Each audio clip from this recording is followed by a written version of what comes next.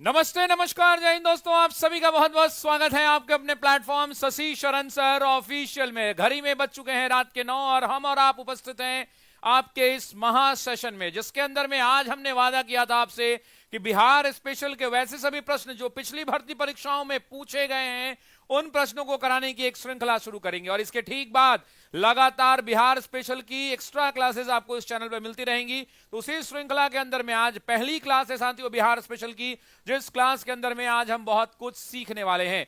तो चलिए शुरू करते हैं क्लास को बिना देरी किए हुए, जहां पे हम बिहार की हिस्ट्री, बिहार की ज्योग्राफी, बिहार के करंट अफेयर्स, बिहार की इकोनॉमी और साथ ही साथ हम बिहार के ज्योग्राफिकल एग्जिस्टेंस को और एमसीक्यूज के माध्यम से देखने वाले हैं। तो बिना देरी किए हुए बिहार स्पेशल का आज ये पहला क्लास है, पहली वीडियो है और लगातार आपको वीडियोस मिलती रहेंगी जहां पर हम बिहार के इतिहास, बिहार के भूगोल, बिहार की राज्य व्यवस्था, बिहार के करंट्स और बिहार के इकोनॉमिक के क्वेश्चंस को लगातार देखेंगे। लेकिन आज की कक्षा में साथियों क्या करने वाले हैं हम, तो आज की कक्षा के अंदर में हम क्या करने वाले हैं, तो आज की कक्षा में हम आपको बिहार स्पेशल के जो प्रश्न पिछले कुछ एग्जाम्स के अंदर में यानी टीआरई 3 में बीपीएससी 13 दिसंबर को जो हुई, तो उसमें जो 4 जनवरी को री एग्जाम हुआ उसमें जितने भी प्रश्न पूछे गए हैं उन प्रश्नों की श्रृंखला लेकर उपस्थित हुए हैं। तो बिना देरी किए हुए क्लास की शुरुआत करेंगे, बिना देरी किए हुए क्लास की शुरुआत करेंगे। आज बिहार स्पेशल का पहला वीडियो है और मेरी इच्छा है कि मैं आपको लगातार बिहार स्पेशल की क्लासेस के माध्यम से आपको धीरे धीरे चीजों को सिखाता चलूं, पढ़ाता चलूं। तो चलिए पहले क्वेश्चन को लेते हैं साथियों। क्वेश्चन नंबर 1 की बात कर लेते हैं। कहता है कि 2001 की जनगणना के अनुसार बिहार की जनसंख्या कितनी थी। ये 90 मिलियन थी, 85 मिलियन थी, 83 मिलियन थी, 80 मिलियन थी, उपरोक्त में से कोई नहीं या एक से अधिक। जनगणना का जो वर्ष पूछा जा रहा है वो 2001 की जनगणना पूछी जा रही है और आपसे पूछा जा रहा है कि 2001 की जनगणना के अनुसार आप बताइए कि क्या था। एक मेरे भाई हैं, एक मेरे भाई कह रहे हैं, एक मेरे भाई कमेंट कर रहे हैं कि मुश्किल नहीं दुनिया में तू जरा हिम्मत तो कर, मुश्किल नहीं दुनिया में तू जरा हिम्मत तो कर, ख्वाब बदलेंगे हकीकत में तू जरा कोशिश तो कर। और आंधियां सदा चलती रहीं, आंधियां सदा चलती नहीं, मुश्किल सदा हारती नहीं, मिलेगी तुझे तेरी मंजिल तू जरा कोशिश तो कर, तू जरा कोशिश तो कर। तो बहुत खूब फरमाया है मेरे भाई, आपने बहुत खूब फरमाया है। तो चलिए बिना देरी के हुए क्लास की शुरुआत करते हैं, बिना देरी के हुए क्लास की शुरुआत करते हैं, यहीं से क्लासेस को शुरू करते हैं। बहुत सारे लोग आ गए हैं, बहुत सारे लोगों का कमेंट्स आने लगा है। तो चलिए शुरू करते हैं मेरे दोस्तों क्लास को। पहला प्रश्न है, इसका उत्तर आपको देना है। और हाँ, एक बात ध्यान रखिएगा कि जो भी हम डेटा देखेंगे वो अपडेटेड डेटा पर बातचीत करेंगे, अपडेटेड डेटा पर। तो यहां पर 2-3 चीजें हैं, लेकिन पहले मैं बताना चाहता हूं कि इस प्रश्न का उत्तर क्या होगा। तो इस प्रश्न का उत्तर होगा सी विकल्प। लेकिन यहां पर मैं आपको 4 डेटा देने वाला हूं। लेकिन सबसे पहले जब बात जनगणना की होती है तो भारत के अंदर में अगर हम बात करें तो जनगणना की शुरुआत किसके टाइम पीरियड पर, तो सभी लोग कमेंट करेंगे लॉर्ड मायो के टाइम पीरियड पे 1872। एग्जाम के अंदर में पूछेगा कि भारत में पहली बार जनगणना कब कराई गई, जरा बताना कि भारत में, सभी लोग कमेंट करो, पहली बार भारत में जनगणना कब कराई गई। तो भारत के अंदर में जो पहली जनगणना हुई वो 1872 के अंदर में हुई साथियों, और किसके टेन्योर में हुई, तो आंसर होगा लॉर्ड मायो। दूसरी बात जो अगर मैं कहना चाहता हूं तो यहां से एक और एग्जाम में सवाल पूछे जाएंगे दशकीय जनगणना के बारे में। तो याद रखेंगे सभी लोग 1882 होता था, 1881 वर्ष होता था, और 1881 के अंदर में पहली बार दशकीय जनगणना की शुरुआत हुई। तो आपसे एग्जाम में पूछेगा कि दशकीय जनगणना की शुरुआत की बात की जाएगी, तो दशकीय जनगणना की शुरुआत कब हुई है, तो 1881 के अंदर में हुई है, 1881 के अंदर में हुई है। अब आप जानते हैं कि 1881 के अंदर में दशकीय जनगणना की शुरुआत हुई। दशकीय जनगणना का मतलब यह होता है साथियों कि प्रत्येक 10 वर्ष पर जनगणना। कितने साल पर, तो प्रत्येक दशक का मतलब होता है प्रत्येक 10 वर्ष पर जब जनगणना कराई जाए। अब इसी जनगणना के तहत साथियों जनगणना हुई 2001 के अंदर में, 2001 के अंदर में। जब 2001 की जनगणना की रिपोर्ट आई साथियों, तो इस रिपोर्ट के अंदर में हम 2001 की बात करेंगे, साथ ही साथ 2011 के जनगणना की भी बात करेंगे, और साथ ही साथ जो अभी आंकड़े आए हैं बिहार को लेकर के उन आंकड़ों में भी बातचीत करेंगे।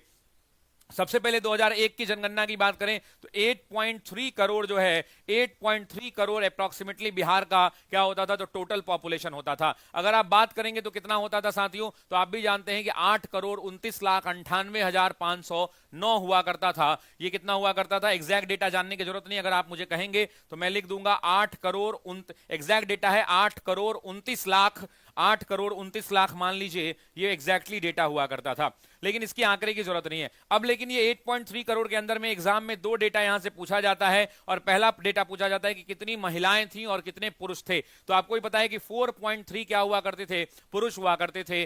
4.3 इसमें क्या हुआ करते थे साथियों, तो पुरुष हुआ करते थे। और 3.9 की बात करें तो 3.9 कौन हुआ करता था, तो महिलाएं हुआ करती थी, महिलाएं हुआ करती थी।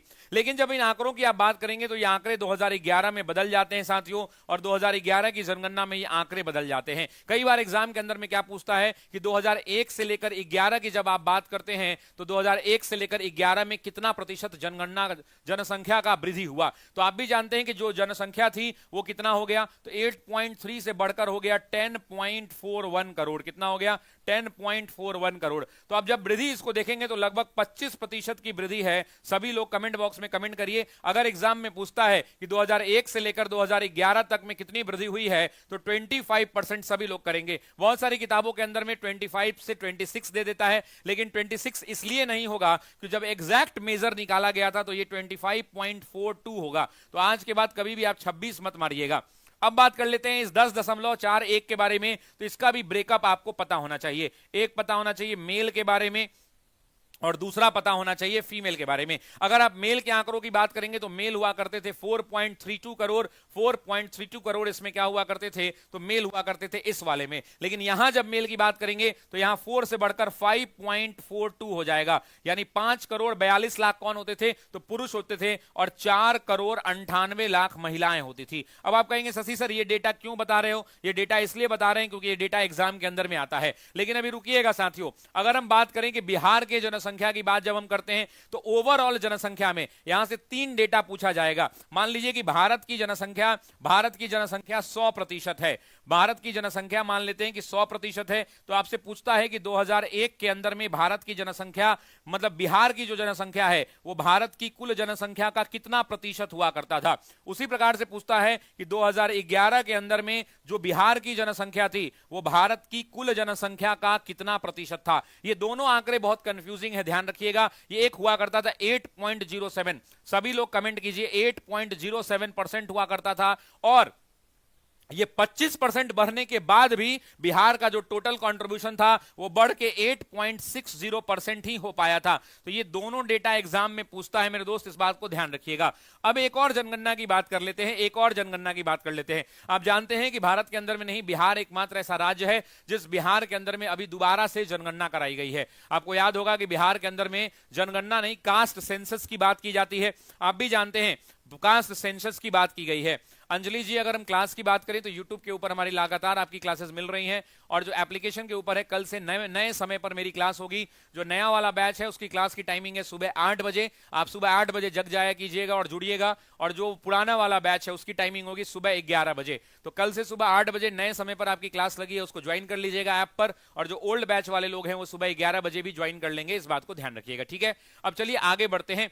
एक मैं आंकड़ा देना चाहता हूं, और मैं चाहता हूं कि इस आंकड़ा को सभी लोग रट लीजिएगा, सभी लोग याद कर लीजिएगा। क्यों भाई, क्योंकि आपको ही पता है कि 2023 के अंदर में बिहार में जातिगत सर्वेक्षण कराया गया था, जिसे आपको ही पता है कि बिहार में कास्ट सेंसस कराया गया था, या कास्ट सर्वे लिख लीजिए। और इस कास्ट सर्वे के अंदर में एक नया डेटा आया। आपको मैं ये डेटा क्यों कह रहा हूं आप समझिए। 2011 की जनगणना के अनुसार बिहार का जो जनसंख्या है वो कितना है, तो आपको पता है कि 10.42 करोड़ के आसपास है। अभी एग्जैक्टली मैंने आपको बताया कि 10.41 ले लीजिए, 10.41 करोड़ है। लेकिन जब आप इस आंकड़े को देखेंगे जो 2023 के अंदर में आया, तो बिहार सरकार का ऑफिशियल डेटा है कि 13 करोड़ हो गए हम लोग, 13 करोड़ 7,25,000 हम लोग हो चुके हैं। कितने हो चुके हैं, तो ये बिहार के अंदर में ये बढ़ के हो गया 13 करोड़ 7 लाख। 13 करोड़ हो गया 07 मतलब 7 लाख हो गया, 07 25,310। आप यही जो आंकड़ा है 13 को अगर आप डायरेक्टली याद करना चाहते हैं तो आप कह सकते हैं कि 13.07 करोड़ हो गया है। ये अपडेट कब का है, तो ये आप भी जानते हैं कि ये अक्टूबर 2023 तक किसका अपडेट है, तो ये बिहार का है। तो एग्जाम में जब सवाल पूछा जाए इस आंकड़ों के अनुसार। अच्छा, सरकार ने एक दो और डेटा जारी किया है। एक दो और डेटा क्या जारी किया इन्होंने एक दो डेटा और जारी किया। जैसे इस डेटा के अंदर में उन्होंने बताया है कि कैटेगरी वाइज पॉपुलेशन का शेयर कैसा है। इन्होंने क्या बताया है, कैटेगरी वाइज पॉपुलेशन बताया है। तो आप जानते हैं कि बिहार के अंदर में सबसे ज्यादा जिस कैटेगरी की वोट थी वो कौन सी है, तो आप भी जानते हैं ओबीसी कैटेगरी। एग्जाम में पूछे कितना, तो 27.13%। ओबीसी से ठीक कम की जब बात करते हैं तो इससे ठीक थोड़ा कम नहीं, ज्यादा की बात कर लीजिए, ईबीसी लगभग 36.5%। और एग्जैक्ट अगर लिखना है तो आप लिख सकते हैं 36.01%। अब आप समझ गए कि सबसे ज्यादा एक नंबर पर अगर बात करें तो ईबीसी है, 2 नंबर पर ओबीसी है। अब आप जनरल वाले होंगे, सोच रहे होंगे सर हमारा क्या है। मेरे भाई जनरल से ज्यादा बिहार के अंदर में एससी कैटेगरी के लोग हैं, एससी कैटेगरी के लोग हैं। एससी कितना है, तो 19.65 जो है एससी का बिहार में जो है, बिहार में वेटेज है। चौथे नंबर पे आते हैं जनरल वाले लोग, जिसे आप अनरिजर्व कैटेगरी भी कहते हैं, और वो है 15.52%। 15.52%। उसके अलावा शेड्यूल्ड ट्राइब वाले लोगों की हम बात करते हैं, जिसे आप कहते हैं एसटी, और जानते हैं एसटी कैटेगरी 2% से भी कम है, दैट इज 1.68%। 1.68%। 1.68%। तो आपसे पूछा जाए कि कास्ट सेंसस के अनुसार जो बिहार का डेटा है, ये बिहार स्पेशल का टॉप क्वेश्चन हो सकता है। अक्टूबर 2023 के कास्ट सेंसस के अनुसार सबसे ज्यादा किस वर्ग, तो ईबीसी कैटेगरी का बिहार में वेटेज है। आप एससी एसटी का भी देख लीजिए, जनरल का भी देख लीजिए। अब आपको समझ में आ गया होगा, अब आपको समझ में आ गया होगा।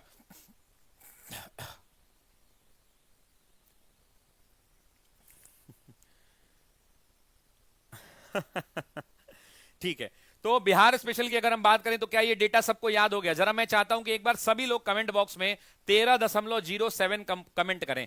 सभी लोग 13.07 करोड़ कमेंट करें। और ये आंकड़ा अगर आप देखेंगे तो लगभग साथियों अगर बात करेंगे तो ये भी 25% का ग्रोथ है। तो आप समझिए कि 2001 की जनगणना, 2011 की जनगणना और ये जो 2023 के कास्ट सेंसस के आंकड़े आए हैं, इसमें भी लगभग 25% के आसपास, यहां भी लगभग कितना ग्रोथ है, 25%। मतलब हम लोग लगातार बढ़ रहे हैं, और इस बढ़ाने में आपका हमारा सबका कंट्रीब्यूशन है। कौन सी बड़ी बात है, ये नई बात तो है नहीं, हम सब लोग मिलजुल के बढ़ा रहे हैं इसको, है ना। ठीक है, तो अब बढ़े आगे। मोबाइल नंबर हम शेयर नहीं कर सकते मेरे भाई, मोबाइल नंबर शेयर करना मना है। आप जो है व्हाट्सएप ग्रुप को ज्वाइन करना है तो ऊपर में व्हाट्सएप ग्रुप का दिया हुआ है। तो चलिए ये बात तो क्लियर होगी। अच्छा, एक बात मैं यहां पूछना चाहता हूं, इतिहास से जोड़ दूं इसको। आप मुझे बताइए कि एक जनगणना हुई थी जिसका रिपोर्ट आया था 1901 की जनगणना, 1901 की जनगणना हुई थी। और इसी 1901 की जनगणना पर आपको पता है कि 1901 की जनगणना की रिपोर्ट पर क्या हुआ था, तो इसी के रिपोर्ट पर बंगाल का विभाजन हुआ था, याद है ना। इसी ने अंग्रेजों को बताया था कि भाई भारत के अंदर में जो जनसंख्या है वो बंगाल प्रांत के अंदर में है। जरा याद है या नहीं याद है बताना। इन्होंने बताया था कि बंगाल की जो जनसंख्या है वो 7.8 करोड़ के आसपास है, और भारत की कुल जनसंख्या 25.4 करोड़ है। तो इन्होंने बताया था कि पूरे भारत की आबादी का बंगाल जो है 25% आबादी कहां रहती है, 25% आबादी सिर्फ अकेले बंगाल में रहती है। उसके अलावा बंगाल में आपको ही पता है कि मुसलमानों के सबसे ज्यादा, मुसलमानों की जनसंख्या थी। मुसलमानों की सबसे ज्यादा संख्या कहां थी, तो मुसलमानों की सबसे ज्यादा संख्या यहीं पर हुआ करती थी, यहीं पर हुआ करती थी। तो क्या ये बिहार स्पेशल का डेटा याद हो गया सभी लोगों को? क्या ये डेटा याद हो गया? चलिए बढ़ते हैं अगले क्वेश्चन की ओर, moving to the next question. कह रहा है कि किस आंदोलन के दौरान, वेरी गुड क्वेश्चन, इस आंदोलन में ना हम आपको पूरा ये क्लियर आज कर देंगे, पूरा आज पढ़ा ही देंगे। बिहार स्पेशल का पूरा ये टॉपिक जो है ना, ये सचिवालय बम कांड, गोलीकांड, भारत छोड़ो आंदोलन, बिहार का आज पूरा यहीं पढ़ा देंगे। ठीक है, ठीक है। क्या लिख रहा है सब सर, हिस्ट्री आपसे पढ़ के पता नहीं ऊपर चला जा रहा है। ठीक है इमरान भाई, जो भी है आपका मोहब्बत है। किस आंदोलन के दौरान बिहार में आजाद दस्ता सक्रिय था? चंपारण सत्याग्रह, असहयोग आंदोलन, भारत छोड़ो आंदोलन, लोटा विद्रोह, उपरोक्त में से कोई नहीं, या एक से अधिक। तो आप सभी जानते हैं इस प्रश्न का जो सही उत्तर हो जाएगा वो सी विकल्प हो जाएगा। लेकिन जब हम बात करते हैं भारत के अंदर में आजाद दस्ता की, तो आजाद दस्ता की कहानी शुरू होती है साथियों भारत छोड़ो आंदोलन से। कहां से शुरू होती है? भारत छोड़ो आंदोलन से। आप सभी जानते हैं कि भारत छोड़ो आंदोलन की शुरुआत कहां से होती है, तो भारत छोड़ो आंदोलन की शुरुआत होती है 8 अगस्त। सभी लोग डेट कमेंट करेंगे, 8 अगस्त 1942। 8 अगस्त। ये पूरा बिहार स्पेशल का टॉपिक पढ़ा देता हूं आज, मतलब इस क्वेश्चन के माध्यम से मैं बिहार स्पेशल के अंदर में जितना भी ये इंपॉर्टेंट बिहार वाला पार्ट है वो पढ़ा देता हूं। ठीक है, क्लियर है? जो भी लोग ना एक्स्ट्रा कमेंट कर रहे हैं उनको ब्लॉक कीजिए। बहुत सारे लोग एक्स्ट्रा कुछ शादी ब्याह वाला बात कर रहे हैं, है ना, एक्स्ट्रा शादी ब्याह वाला कुछ बात कर रहे हैं, तो उन लोगों को जरा ब्लॉक कर दीजिए। तो वैसे परिस्थिति के अंदर में क्या होगा कि ये लोग जो हैं थोड़े शांत हो जाएंगे। शादी ब्याह का कोने को बात बढ़ रहा है, ऐसने का ना पकड़ुआ ब्याह होता है, ऐसे का क्या हो रहा है, पकड़ुआ ब्याह होता है। ठीक है, अच्छा एक बार बताइए कि आप में से कितने लोगों का पकड़ुआ ब्याह हुआ है? कितने लोगों का हुआ है बताइए जरा। How many people? इसलिए कृपया करके क्लास को डिस्टर्ब ना करें, आराम से पढ़ाई करें और पढ़ाई करके चीजों को सीखें, ठीक है? चलिए मेरा नाम लीजिए। हम कैसे नाम ले लें तुम्हारा हम? हाँ, तुम्हारा नाम तो वो भी नहीं लेगी जब शादी हो जाएगी। जब शादी हो जाएगी तुम्हारी तो वो कहेगी ए जी सुनते हैं, ए जी सुनते हैं, ए रिंकिया के पापा सुनते हैं। वो का कहीं का नाम लीजिए, निकालो मेरा बाटा उधर से। हाँ, वो का कहीं का नाम लीजिए, ठीक है? अब सुनिए, 8 अगस्त 1942 को ये तो शुरू हुआ। इसके बारे में बहुत डिटेल में नहीं जाएंगे क्योंकि यहां पे हम आपको पढ़ा चुके हैं कि ये ग्वालियर टैंक मैदान से शुरू हुआ था। एग्जाम में एक बार सवाल पूछा कि ग्वालियर टैंक मैदान को किस और नाम से जानते हैं, तो इसको एक और नाम से जानते हैं और उसको कहते हैं अगस्त क्रांति मैदान। क्या कहते हैं? अगस्त क्रांति मैदान कहते हैं, अगस्त क्रांति मैदान। लेकिन रुकिए जरा, अब हम बात करते हैं इस पूरे टॉपिक की बिहार के अंदर में। मैं वहां पे डिटेल नहीं जाऊंगा, बिहार स्पेशल की बात है आज, तो आज बात होगी बिहार स्पेशल की। बिहार स्पेशल का मतलब है कि हमें यह देखना है कि बिहार के अंदर में भारत छोड़ो आंदोलन की क्या कहानी है। तो आप जानते हैं कि जब भारत छोड़ो आंदोलन की शुरुआत बिहार में भी कब होगी भाई? वहां जब 8 अगस्त को हुआ तो यहां भी 8 अगस्त को इसकी शुरुआत होगी। लेकिन क्रांति की ज्वाला 8 अगस्त को फैलेगी और आपको पता है कि अंग्रेजों ने एक ऑपरेशन चलाया, जिस ऑपरेशन का नाम एग्जाम में पूछता है, और ऑपरेशन का नाम है operation zero hour. Operation zero hour, मैं चाहता हूं कि सभी लोग कमेंट करें ऑपरेशन जीरो आवर का नाम। ऑपरेशन जीरो आवर एक ऑपरेशन चलाया अंग्रेजों ने, और इसके तहत क्या किया तो कांग्रेस के सभी बड़े नेताओं को क्या कर लिया तो गिरफ्तार कर लिया। अब चलिए महोदय नए स्लाइड पर और शुरू करते हैं खेल। जब सारे लोगों को गिरफ्तार कर लिया तो यहां से बिहार स्पेशल की कहानी शुरू होती है, क्योंकि कांग्रेस के जितने बड़े नेता थे, जैसे महात्मा गांधी थे, उनको पुणे के आगा खान पैलेस में रख दिया। मौलाना अबुल कलाम आजाद थे, बांकुरा जेल में कैद कर दिए गए। कांग्रेस के जवाहरलाल नेहरू थे, तेज बहादुर सप्रू थे, इन सभी बड़े नेताओं को अहमदनगर के किले में कैद कर दिया गया। जब ये तमाम नेता कैद हो गए तो इससे हमें कोई दिक्कत नहीं है, हमें मतलब है बिहार से। बिहार के अंदर में साथियों कहानी शुरू होती है। बिहार के अंदर में यहां पे टॉपिक लगाएंगे, बिहार में भारत छोड़ो आंदोलन। बिहार में भारत छोड़ो आंदोलन, बिहार में भारत छोड़ो आंदोलन। साथियों जब हम बिहार में भारत छोड़ो आंदोलन की बात करते हैं तो इसकी शुरुआत कहां से होती है, तो आपको भी पता है कि इसकी शुरुआत होगी, एकदम धीरे धीरे चलेंगे, इसकी शुरुआत होगी, कॉपी पेन ले लीजिए, 9 अगस्त 1942 को। 9 अगस्त 1942 को क्या होगा, बिहार के एक बड़े नेता हैं जिनका नाम क्या है, डॉक्टर राजेंद्र प्रसाद। इनका जन्म कहां हुआ था जरा कमेंट बॉक्स में बताना। देश के पहले राष्ट्रपति, इकलौते राष्ट्रपति जो 2 टर्म तक रहे। इस डॉक्टर राजेंद्र प्रसाद को गिरफ्तार कर लिया गया और इनको कौन से जेल भेजा गया, तो आपको ही पता है कि पटना के बांकीपुर जेल भेजा गया। इनके साथ बिहार के एक बड़े नेता और गिरफ्तार किए गए, उनका नाम क्या था, तो उस नेता का भी नाम क्या था साथियों, तो उस नेता का नाम था श्री कृष्ण सिंह।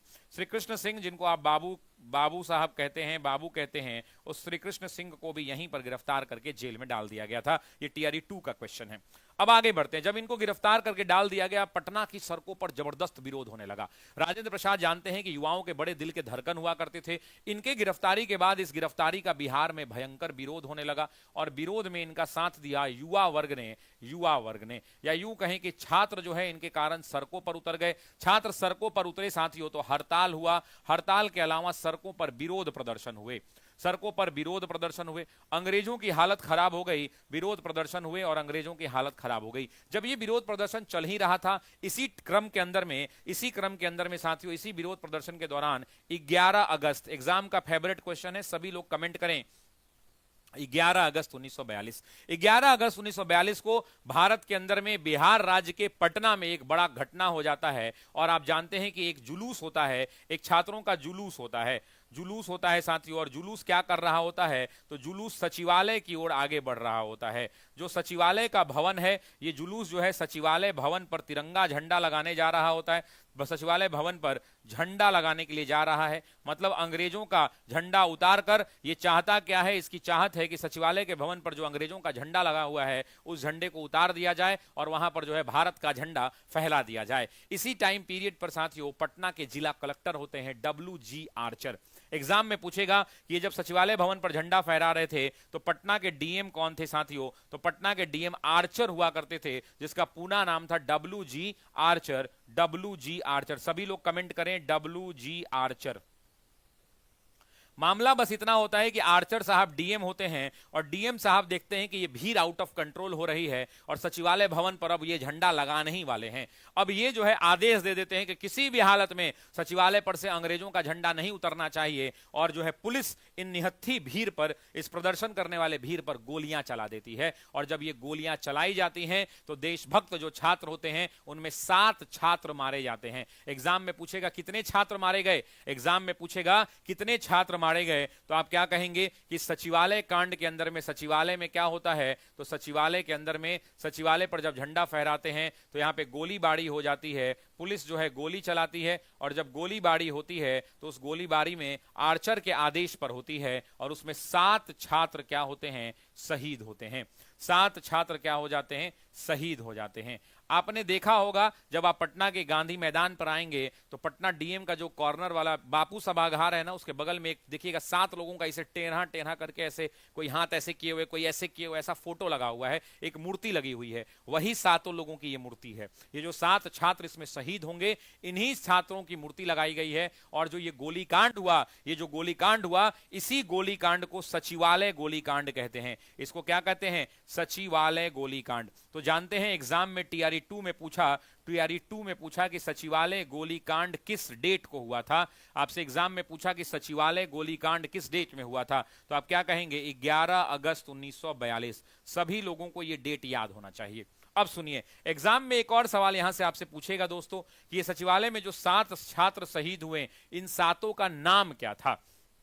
एग्जाम के अंदर में ये नाम हमेशा से पूछे जाते हैं, 2 तरह से पूछेगा कि निम्न में से कौन इसमें शहीद हुए थे या निम्न में से कौन शहीद नहीं हुए थे, तो दोनों का नाम होना चाहिए। तो सबसे पहले तो जगपति कुमार हुआ करते थे, सबसे पहला नाम साथियों क्या था। मैं चाहता हूं कि सभी लोग कमेंट बॉक्स में, मैं चाहता हूं कि सभी लोग नाम को कमेंट बॉक्स में कमेंट करें। उसके अलावा देवी पद सिंह हुआ करते थे, बहुत जगह देवी पद चौधरी का नाम आता है, देवी पद सिंह लिखते हैं बहुत जगह लोग, और देवी पद चौधरी भी लिखते हैं। देवी पद सिंह भी लिखते हैं और देवी पद चौधरी भी लिखते हैं, जो आपको मिले वो आप लिख लेंगे, लेकिन मैक्सिमम जगह क्या लिखा जाता है, तो देवी पद चौधरी लिखा जाता है। इनके एक बड़ी करीबी मित्र हुआ करते थे रामानंद सिंह। कौन हुआ करते थे, मैं चाहता हूं कि सभी लोग कमेंट करें, सभी लोग कमेंट बॉक्स में कमेंट करें कि जगपति कुमार हुआ करते थे, देवी पद चौधरी हुआ करते थे, रामानंद सिंह हुआ करते थे, राम गोविंद सिंह हुआ करते थे, राजेंद्र सिंह हुआ करते थे, है ना, राम गोविंद सिंह हुआ करते थे, ये नाम याद होना चाहिए, राम गोविंद सिंह हुआ करते थे।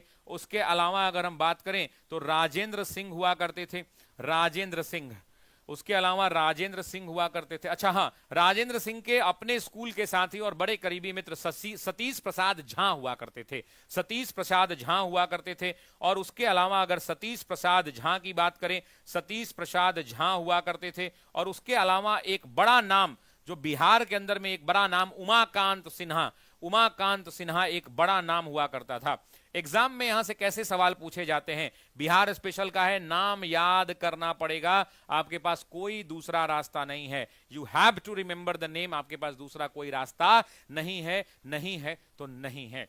अब जब ये 7 छात्रों की क्या हो गई, इन 7 छात्रों की मृत्यु हो गई, तो बिहार में इनकी मृत्यु के बाद और आग लग गया। चारों तरफ लोग सड़कों पर उतर गए, चारों तरफ पूरे बिहार के अंदर में विरोध होने लगा। और उसके बाद क्या हुआ, तो इसका जो है सबसे लंबा प्रभाव, जो सबसे तनिक प्रभाव पड़ा, वो गया में पड़ा। बिहार के गया जिला में अगले दिन का मतलब क्या होगा, 12 अगस्त 1942।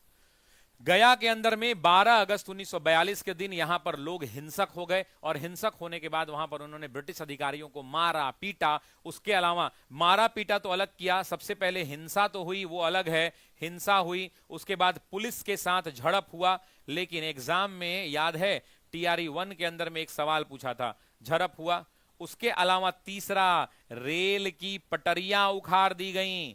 जितनी भी रेल की पटरियां थीं, उन रेल की पटरियां को बिहार के लोगों ने उखाड़ दिया। जितने भी सड़कें थीं, उन सड़कों को कोड़ दिया गया, सड़कों को काट दिया गया। क्यों काट दिया गया, क्योंकि पुलिस लोगों को गिरफ्तार करने आती थी। मान लीजिए आपके गांव की सड़क है, अब पुलिस तो जीप से आएगी, जीप उड़ा उड़ा के भागेगी। अब वैसी परिस्थिति में क्या होगा, लोग जो है सड़क ही काट देते थे कि पुलिस गांव में इंटर ही नहीं कर पाए। उसके बाद लोगों ने क्या किया, तो टेलीफोन के तार काट दिए गए। ये सब एग्जाम में पूछता है, ध्यान रखिएगा। टेलीफोन के तार जो हैं उन तारों को काट दिया गया। और टेलीफोन के तार छोड़िए साहब, जितने भी पोस्ट ऑफिसेस थे, जितने भी रेलवे स्टेशन थे, जितने भी थाने थे, जितने भी सरकारी भवन हुआ करते थे, उन सबको आग में फूंक दिया गया। इस बात को ध्यान रखिएगा। इतना तो हुआ ही, इतना होने के साथ साथ यहां पे कहां तक लिख लिया आपने? 5 तक लिखा। इसके बाद और क्या हुआ? तो छठे नंबर में अगर हम बात करेंगे तो यहां पे नहीं अट पाएगा, अगले ले लेते हैं, अगले पॉइंट में ले लेते हैं। 6th नंबर की अगर हम बात करें तो 6th नंबर के अंदर में 6th नंबर की अगर हम बात करें, 6th नंबर की अगर हम बात करें तो 6th नंबर के अंदर में क्या हुआ, मैं आपको 1 मिनट में बताता हूं, बस लिख देता हूं। मैं चाहता हूं कि ऑर्डर में रहे ताकि आपका नोट्स भी बनता चले। आपका टाइम लग रहा है तो आपको दोबारा पढ़ने की जरूरत ना पड़े, ऐसा मेरी चाहत है। तो सबसे पहले ये तो 5 हुआ। इस 5वें के बाद छठे नंबर पे, ये सब एग्जाम में पूछता है कि क्या क्या हुआ।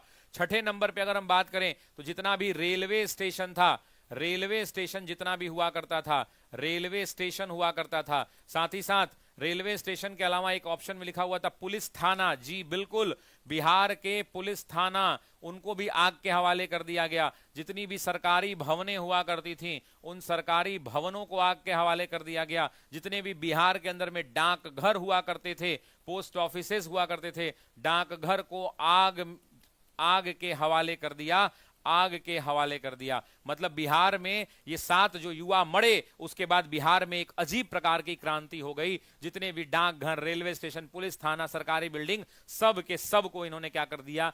जलाने का प्रयास किया। और छोड़िए साहब, बिहार, एक एग्जाम में सवाल पूछा, एक एग्जाम के अंदर में सवाल पूछा कि बिहार में भारत छोड़ो आंदोलन का केंद्र कहां रहा। तो बिहार में साथियों, भारत छोड़ो का केंद्र अगर बात करेंगे तो बिहार में 2 जगहों का नाम आता है।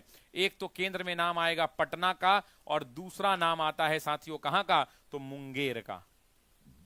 कहां का? मुंगेर का। लेकिन आपसे एग्जाम में एक और सवाल पूछ सकता है कि निम्न में से कौन सा जगह भारत छोड़ो आंदोलन से संबंधित नहीं है? तो याद रखिएगा, बिहार का मुजफ्फरपुर, बिहार का मुजफ्फरपुर जिला, बिहार का दरभंगा जिला, बिहार का मधुबनी जिला, बिहार का मधुबनी जिला, बिहार में पूर्णिया में तो खतरनाक चीजें हुई थी।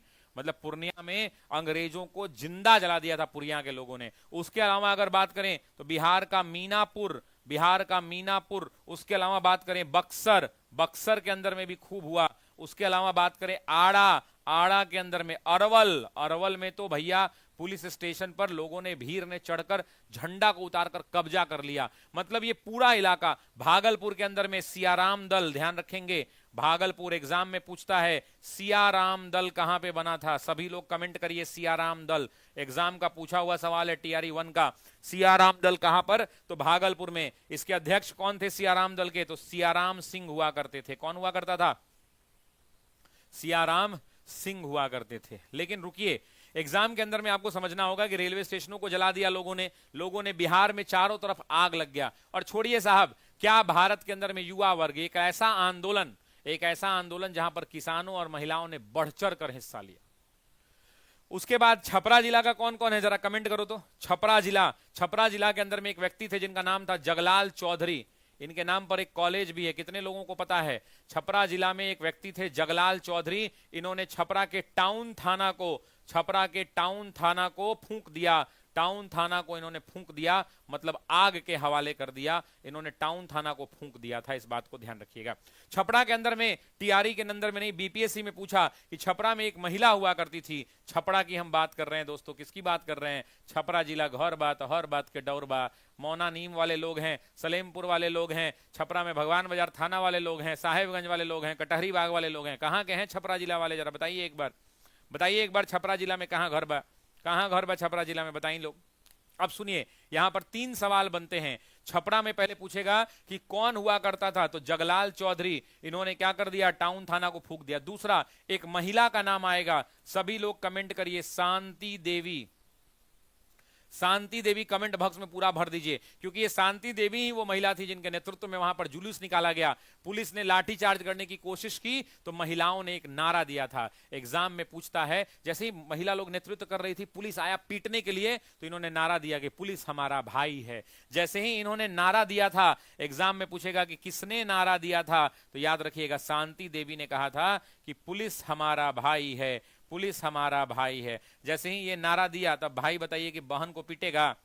मुझे आप बताइए कि कोई भाई जो है बहन को पीटेगा? नहीं पीटेगा। पुलिस वापस चली गई। उसके अलावा पटना के अंदर में अगर बात करें महिलाओं के अंदर में, अगर आप पटना के अंदर में बात कीजिएगा तो आपको पता है कि पटना के एक बड़े नेता हुआ करते थे, उन्हीं की बेटी से शादी हुई थी जयप्रकाश नारायण की, जिनकी बेटी का नाम क्या था? प्रभावती देवी हुआ करता था। प्रभावती देवी। अब आपसे मैं अगर पूछ दूं कि प्रभावती देवी जो हुआ करती थी किसकी बेटी थी? प्रभावती देवी किसकी बेटी थी? बिहार के एक बड़े नेता हुआ करते थे, आपने नाम सुना होगा, बाबू ब्रजकिशोर प्रसाद। याद है? बाबू मत लिखिए, ब्रजकिशोर प्रसाद का नाम सुना है? बहुत कम लोग जानते होंगे। जब आज बात निकली है तो सुन लीजिए, सुन लीजिए। और मैं गारंटी के साथ बोलता हूं कि आप नहीं जानते होंगे। बिहार का ये बड़ा नेता बाबू ब्रजकिशोर प्रसाद, इनकी बेटी हुआ करती थी कौन? प्रभावती देवी। अब प्रभावती देवी जो है इनकी बेटी हुआ करती थी, और ये किसकी पत्नी थी? तो जयप्रकाश नारायण की पत्नी हुआ करती थी। जयप्रकाश नारायण की। इन्होंने भी, इनके बारे में भी बता दूं क्या? आज मेरा मन है कि जानते हैं ये अमेरिका में पढ़े थे। इनको गरीब गुरबा मत समझिएगा, इनको गरीब गुरबा मत समझिएगा। जयप्रकाश नारायण को हरसू दयाल और इनकी मम्मी का नाम फूलो देवी या कुछ हुआ करता था। अंग्रेजों के यहाँ इनकी नौकरी करते थे पिता। जब ये 9 साल के थे जयप्रकाश नारायण, तो इनको पटना में अशोक राजपथ के पीछे वाला जो रोड है वहां पटना कॉलेजिएट है, उस पटना कॉलेजिएट में इनका नाम लाकर लिखवा दिया गया।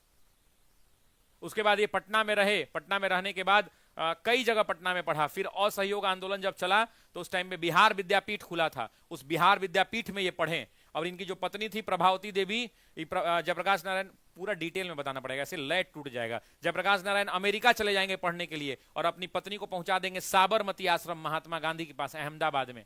महात्मा गांधी कहेंगे कि आ जाओ प्रभावती, यहीं रहो, और प्रभावती देवी चली जाएंगी अहमदाबाद साबरमती आश्रम में। और जयप्रकाश नारायण कहां निकल जाएंगे? तो अमेरिका चले जाएंगे और अमेरिका में जाकर ये पढ़ाई करेंगे। याद रखिएगा, आप ऐसे मत समझ लीजिएगा कि जयप्रकाश नारायण आम आदमी था, अमेरिका में पढ़े थे जाके। और कहां अमेरिका में? तो यूनिवर्सिटी ऑफ कैलिफोर्निया के छात्र हुआ करते थे।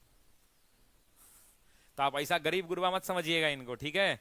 जयप्रकाश नारायण जो है हुआ करती थी कि सच में पत्नी थी, सच में पत्नी थी भाई, सच में पत्नी थी। ये आदमी 1923 के अंदर में जयप्रकाश नारायण अमेरिका में पढ़ के अपनी ग्रेजुएशन की पढ़ाई कंप्लीट कर चुके थे ये व्यक्ति। और उसके बाद जो है यूनिवर्सिटी ऑफ बर्कले में पढ़े थे कि यूनिवर्सिटी ऑफ कैलिफोर्निया। खैर वो छोड़िए, हटाइए। प्रभावती देवी की बात कर लेते हैं। तो प्रभावती देवी पटना के अंदर में, जब प्रभावती देवी आई तो उन्होंने पटना के अंदर में क्या किया? तो आंदोलन का नेतृत्व किया था। इस बात को ध्यान रखिएगा। उसके बाद भारत के अन्य, जैसे तेतरी देवी थी, इसी में हुआ करती थी। जगन्नाथ मिश्रा का नाम सुना है आपने? जगन्नाथ मिश्रा, बिहार के अंदर में बहुत बड़ा नाम, जगन्नाथ मिश्रा। उनको गोली मार दी गई थी। वो वाला जगन्नाथ मिश्रा मत समझ लीजिएगा जो बिहार के मुख्यमंत्री थे, वो नहीं। एक बड़े क्रांतिकारी नेता हुआ करते थे। 13 अगस्त को गोली मारा गया था, ध्यान रखिएगा उनको। 13 अगस्त को 3 लोगों को गोली मारा गया था बिहार में। पहला जगन्नाथ मिश्रा, जगन्नाथ मिश्रा, और जगन्नाथ मिश्र के अपने खांटी दोस्त कैलाश राम, और तीसरा श्री मुई, इनका नाम था श्री मुई। ये 3 लोग हुआ करते थे। इन तीनों को 13 अगस्त को गोली मार दी गई। कहां गोली मारी गई? कहां गोली मारी गई? एग्जाम में पूछेगा कि ये कहां के थे, तो गया में इनका नाम जोड़िएगा। बक्सर में डुमरांव किसका किसका घर है जी? जब बात निकली है तो पूरी होगी। डुमरांव किसका किसका घर है? बक्सर में डुमरांव। डुमरांव में एक बड़ा कांड हुआ था, जहां अभी ट्रेनिंग सेंटर है ना, बिहार पुलिस का ट्रेनिंग दिया जाता है डुमरांव में। डुमरांव में याद रखिएगा, ब्रिटेन के अधिकारियों ने बक्सर के डुमरांव में आंदोलन को दबाया और वहां पर 4 लोगों को मारा। पहला कपिल मुनि, 4 लोगों की डुमरांव में हत्या कर दी, अंग्रेजों ने गोली मार दी। अंग्रेज तो इतने इतने गुस्से हो गए थे कि जहां देखो तहां लोगों को गोली मार देते थे। अंग्रेजों ने गोली मारी। 4 लोग। सबसे पहला एक इंपॉर्टेंट नाम श्री कपिल मुनि का। अब ये कपिल मुनि डुमरांव के एक बड़े नेता हुआ करते थे, रामदास विश्वकर्मा का।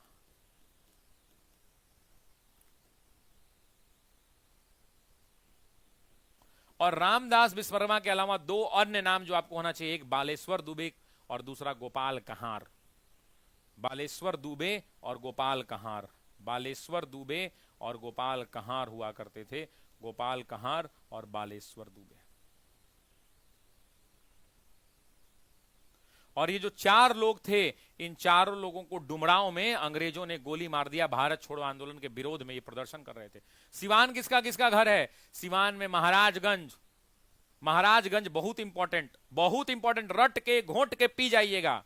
महाराजगंज में एक थाना है, डेट याद रखिएगा 16 अगस्त। एग्जाम में कम से कम 3-4 बार ये क्वेश्चन आ चुका है, 3 से 4 बार। यहां VVI लगा लीजिए, इसको ट्रिपल VVI लगा लीजिए, ट्रिपल VVI। 16 अगस्त का दिन, जिला सिवान, उस समय सिवान जिले में आता था। थाना का नाम महाराजगंज। महाराजगंज किसका किसका घर है महाराजगंज? जरा कमेंट करके बताओ। महाराजगंज जो थाना था, देखो भारत बिहार के लोग क्या कर रहे थे कि अंग्रेजों का थाना है, उस थाना पर से अंग्रेजों का झंडा उतार रहे थे और अपना तिरंगा झंडा फहरा रहे थे। पुलिस चौकी है, वहां से झंडा उतार दिया। DM का ऑफिस है, वहां से झंडा उतारना मतलब इज्जत ले लेना, यही तो बात होती थी। यहां पर महाराजगंज थाने में झंडा जब एक महिला फैला रही थी, कि पुरुष, तो महिला नहीं पुरुष, एक पुरुष थे फूलेना प्रसाद श्रीवास्तव। मैं चाहता हूं ये नाम 3-3 बार कम से कम कमेंट में लिखिए, 3-3 बार। फूलेना प्रसाद श्रीवास्तव। जब आप बनाइएगा तब आपको पता चलेगा कि इस नाम का मतलब क्या है। फूलेना प्रसाद श्रीवास्तव। इस फूलेना प्रसाद श्रीवास्तव को झंडा लगाने के क्रम में अंग्रेजों ने गोली मारकर हत्या कर दी। जैसे ही आदमी चढ़ रहा था ना थाने के ऊपर सीढ़ी लगा के, तो सीढ़ी पर पीछे से गोली मार दिया, ठाए ठाए ठाए। फूलेना प्रसाद झंडा बदलने के लिए चढ़ रहे थे, गिर गए नीचे और अंग्रेजों ने गोली मार दी, हत्या कर दी। अब इनकी पत्नी हुआ करती थी तारा रानी। इनकी पत्नी ने बदला लिया और इनकी पत्नी ने, इस फूलेना प्रसाद की पत्नी, ये भी एग्जाम में पूछता है, तारा देवी बहुत जगह मिलेगा और बहुत जगह तारा देवी मिलेगा, बहुत जगह तारा रानी मिलेगा। तारा रानी ने हार नहीं माना और अपने पति जो इनका काम पूरा नहीं कर पाए, इस महिला ने जाकर उस पर झंडा गाड़ दिया। तारा देवी ने थाने पर झंडा फहरा दिया, थाने पर झंडा लगा दिया। इसीलिए इंपॉर्टेंट है, ये ध्यान रखिएगा, इसीलिए इंपॉर्टेंट है। ये दोनों नाम फूलेना प्रसाद, सभी लोग कमेंट कर रहे हैं, वेरी गुड कमेंट कर रहे हैं। अब आते हैं एक बहुत इंपॉर्टेंट नाम बिहार में। देर नहीं ना हो रहा है, धीरे धीरे पढ़ा देना ही पूरा, कि छोड़ दें इतना पे। अगर आप कहिएगा तो आधा पे छोड़ देंगे, नहीं तो अगर 10 मिनट और दीजिएगा तो पूरा बिहार स्पेशल टॉपिक ही खत्म हो जाएगा। मतलब टॉपिक इन द सेंस जितना एग्जाम में आता है। इंपॉर्टेंट ही खाली हम आपको बता रहे हैं, अनइंपॉर्टेंट नहीं बता रहे हैं। 15 अगस्त 1942 बिहार के अंदर में एक जिला है जिसका नाम है सीतामढ़ी। सीतामढ़ी से कितने लोग हैं? सीतामढ़ी के अंदर में जुब्बा सहनी। अब तो ये मुजफ्फरपुर में इनके नाम से पार्क बना है। पटना में भी मोइनुल हक स्टेडियम के पास एक गोलंबर है, वैशाली गोलंबर, सॉरी मैकडोवेल गोलंबर, उसमें भी इन्हीं का नाम लिखा हुआ। और इन्होंने क्या किया था? जुब्बा सहनी ने थाने पर हमला किया। कौन से थाने पर हमला किया? मीनापुर थाने पर। जुब्बा सहनी ने मीनापुर थाने पर हमला किया, मीनापुर थाने पर हमला किया। लेकिन जानते हैं एग्जाम में वो नहीं पूछेगा, हमला कर थानेदार को जिंदा जला दिया था, उसी का नाम पूछता है। थानेदार, थानेदार का क्या नाम था? बॉलर नाम था, बॉलर। थानेदार बॉलर को जिंदा जला दिया, मतलब इसकी हत्या कर दी। किसने? तो जुब्बा सहनी ने। जुब्बा सहनी ने 15 अगस्त 1942 को सीतामढ़ी में मीनापुर थाने पर हमला करके वहां के थानेदार बॉलर को क्या किया? तो जिंदा जलाकर मार दिया। मुंगेर के अंदर में सवाल पूछेगा, कटिहार में पूछेगा। लंबा हो रहा है क्या? छोड़ दें।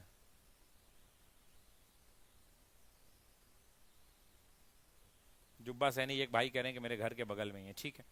एक और बात समझिए, यहां पर एक मुंगेर के अंदर में एक समाचार पत्र निकलता था। एग्जाम में पूछा कि बिहार,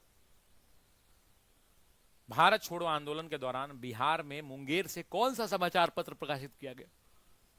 उसका नाम था आजाद हिंदुस्तान। मुंगेर से सभी लोग कमेंट कीजिए, आजाद हिंदुस्तान।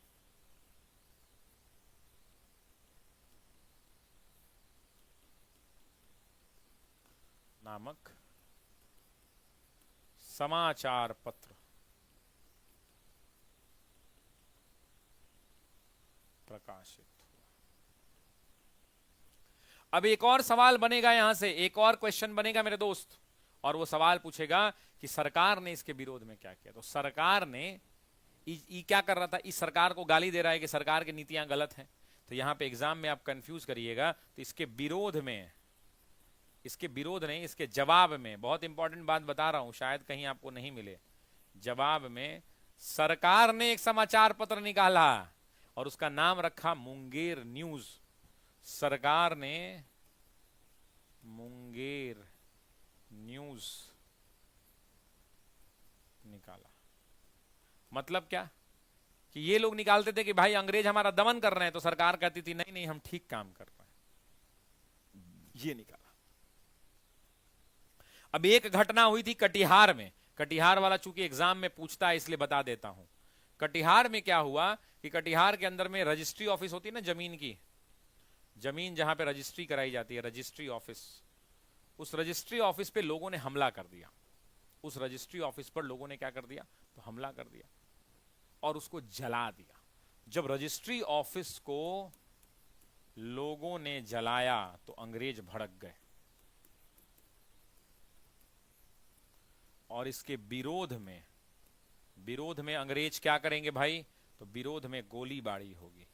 और यहीं पर एग्जाम में सवाल पूछता है, इस विरोध की गोलीबारी में 4 लोगों का नाम नहीं भूलना है, दामोदर सिंह, रामाधार सिंह, हाँ पूर्णिया में भी हुआ है मेरे भाई, पूर्णिया में भी हुआ है, दामोदर सिंह, टाइम दीजिएगा तब ना, आप लोग हड़बड़ा जाते हैं, आप लोग हड़बड़ा जाते हैं, नहीं तो हम तो पूरा पढ़ा दें यूट्यूब पर।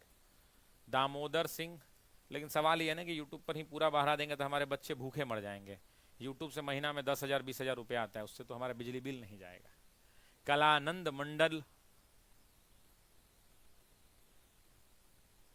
और एक और नाम जिनके नाम पर एक सेना का गठन किया गया, ध्रुव दल, ध्रुव कुमार कुंडू। क्या नाम था, ध्रुव कुमार कुंडू। और आप जानते हैं कि ध्रुव कुमार कुंडू के नाम पर एग्जाम में पूछता है, इन्हीं के नाम पर ध्रुव दल का गठन किया गया। किस दल का गठन किया गया, ध्रुव दल का गठन किया गया। सियाराम दल का गठन कब कहां किया गया, तो सियाराम सिंह पे सियाराम दल का गठन किया गया। इसके बाद एक ट्रेन थी, छात्रों ने क्या किया, छात्रों ने ट्रेन पर कब्जा कर लिया। ट्रेन के ड्राइवर को बोलता था चलो यहां से पटना से छपरा चलो, छपरा से पटना चलो, और उस ट्रेन का नाम स्वराज ट्रेन रख दिया। क्या नाम रख दिया, स्वराज ट्रेन। अब तो यहां तक बात आ गई, अब आगे बढ़ते हैं। सर एकदम ऑपरेशन कर दिया, क्या लिखा, भाग्य कमेंट है। अब सुनिए, अब यहां से बात आएगी एक व्यक्ति की जिसका नाम है जयप्रकाश नारायण। अब यहां से एक बात आएगी एक व्यक्ति की जिसका नाम है जयप्रकाश नारायण। अगर आप मुझे कहें तो मैं जयप्रकाश नारायण का पूरा आपको बता दूं, अगर आप मुझे कहें तो मैं छोड़ दूं, मेरे पास दोनों विकल्प हैं। मैं ऐसे बोल दूंगा कि जयप्रकाश नारायण एक क्रांतिकारी थे और बस उसका शुरू हो जाऊंगा, जैसा आप कहिए, तो पूरा डिटेल में बता दें। पेड बैच में कल सुबह से लगी हुई है क्लास, औरंगाबाद में, मधेपुरा का बताइए। अब वो पेड बैच में देख लेंगे, फिलहाल इनके बारे में थोड़ा पढ़ लें, इनके बारे में थोड़ा पढ़ लें। सुनिए, जयप्रकाश नारायण की अगर हम बात करते हैं साथियों, तो सबसे पहले आपको जानना होगा कि जयप्रकाश नारायण का जन्म कब हुआ। तो ईयर हुआ करता था 1902, 11 अक्टूबर 1902 को ये पैदा हुए। आप सब कह देते हैं कि सिताब दियारा में, हम लोग क्या कह देते हैं, सिताब दियारा में, नहीं साहब, ये बलिया जिला में हुए थे। और बलिया अब तो वो सारण जिला और यूपी का बॉर्डर है, जिसका नाम है सिताब दियारा गांव में हुए थे। कहां पे हुए थे, सिताब दियारा गांव में।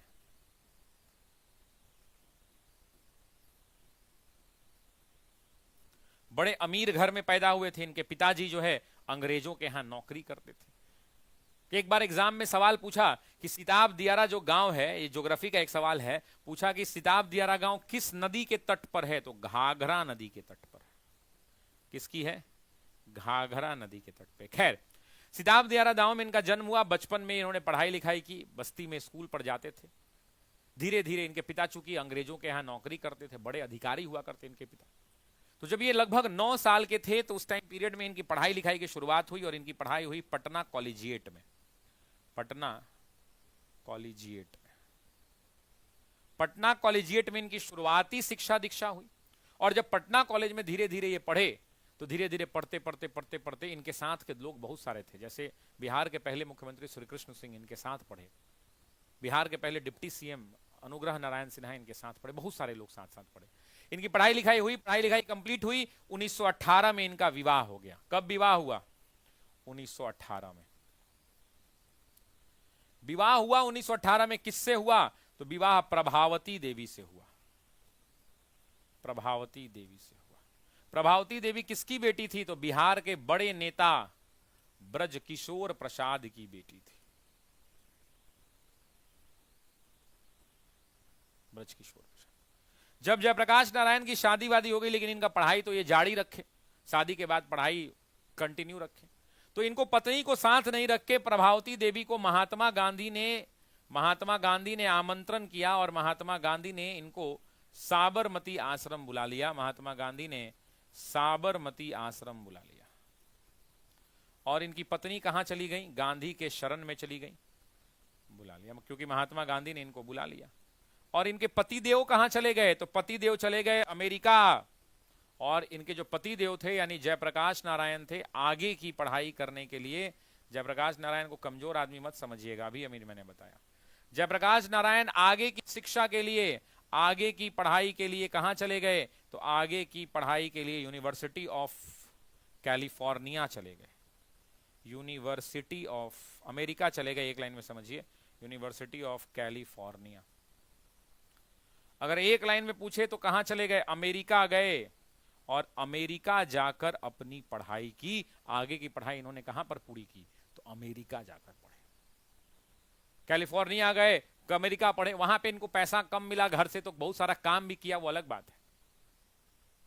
वहीं पर बहुत सारे लोगों से मिले, वहीं पर कार्ल मार्क्स वाली विचारधारा से ये पूरे प्रेरित हुए। धीरे धीरे सब कुछ समय गया। फिर हार्वर्ड गए, हार्वर्ड में पढ़ाई लिखाई करी। हार्वर्ड में पढ़ाई लिखाई करने के बाद ये भारत 1929 में भारत लौटे। उसके बाद ये पढ़ने के बाद 1929 में भारत लौटे। और जब ये 1929 में भारत लौटे तब जाकर ये भारत में राष्ट्रीय आंदोलन में शामिल हुए। अब 90 कितने लोगों को ये बात पता था, जरा बताओ? जयप्रकाश नारायण राष्ट्रीय आंदोलन में 1929 में शामिल हुए। इसके पहले ही पढ़ाई कर रहे थे अमेरिका में। गए कब थे अमेरिका? 1922 में गए थे, 1922 में। 7 साल अमेरिका में रहे और 7 साल ये अमेरिका के अंदर में रहे। और 7 साल रहने के बाद ये भारत लौटे। और भारत जब लौटे तो याद, पढ़ाऊं कि नहीं पढ़ाऊं? छोड़ दूं? पढ़ा दूं ये पूरा, इनकी पूरी जर्नी बता दूं? यस नो में कमेंट कीजिए, जल्दी यस नो में कमेंट करिए।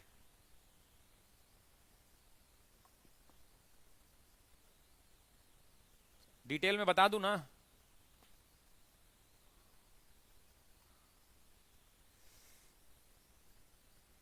अभी तक नहीं आया। यू आर बेस्ट आ रहा है। हाँ ठीक है, पूर्णिया जिला बता दे रहे हैं। अभी तुरंत पूर्णिया जिला बता दे रहे हैं। जब पूर्णिया बताएंगे तो समस्तीपुर भी बता देंगे।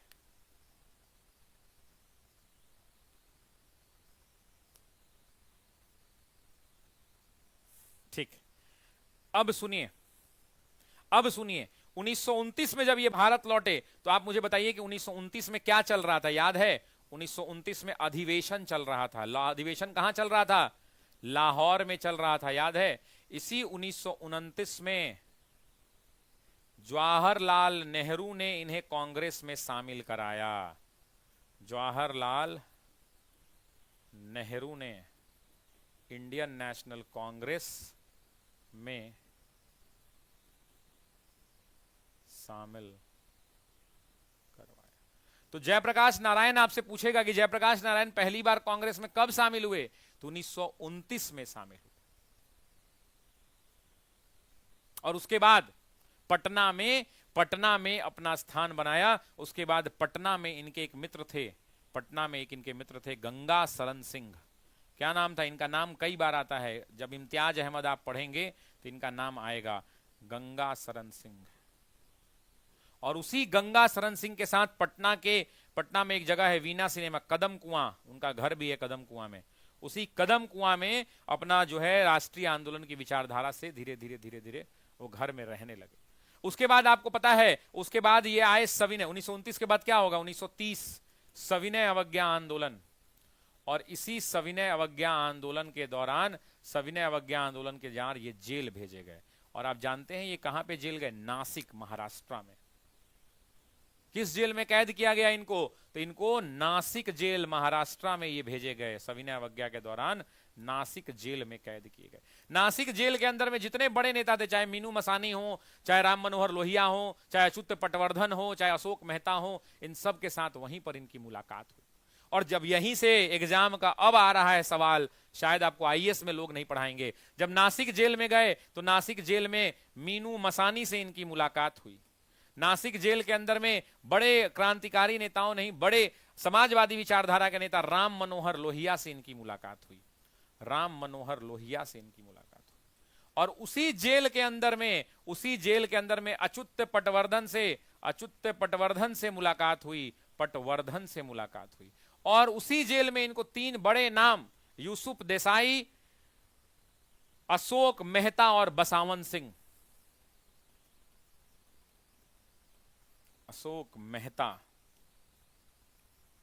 बसावन सिंह, इन लोगों से मुलाकात हुई। और जब जेल में इनसे मुलाकात हुई तो इनकी विचारधारा से जयप्रकाश नारायण प्रभावित हुए।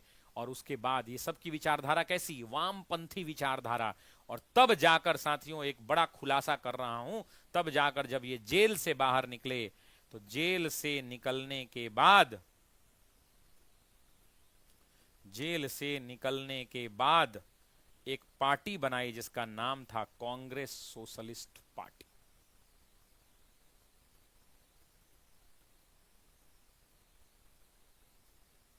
लोग मुंह से कह देते हैं, लोग मुंह से कह देते हैं कि सोशलिस्ट पार्टी का गठन हुआ। यही अंतर है आपके शशि सर में, कि यहां पर आपको शशि सर ने बताया कि ये पार्टी पैदा कैसे हुई। और तब जाकर जब ये कांग्रेस सोशलिस्ट पार्टी बनी, जो एक अलग विचारधारा की थी, जो एक कांग्रेस के भीतर वामपंथी विचारधारा का समूह था, वही बना। और तब जाकर इस कांग्रेस सोशलिस्ट पार्टी के अध्यक्ष बने कौन? तो इसके अध्यक्ष बने आचार्य नरेंद्र देव, आचार्य नरेंद्र देव। और इसके सचिव बनाए गए जयप्रकाश नारायण।